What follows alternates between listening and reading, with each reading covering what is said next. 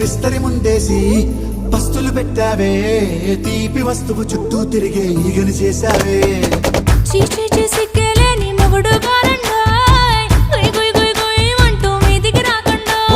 గంపెడి పిల్లలతో ఇంటిని నింపావే, సాపాదిండు సంసారాన్ని మేడెక్కించావే. ఇరుగు పొరుగు ముందు సరసాలొద్దండో. రాకెట్టి పడుకోరే కుక్కలాగా మీ వాళ్ళు, ఏం చేస్తాం ఎక్కేస్తాం ఇట్టాగే డాబాలు.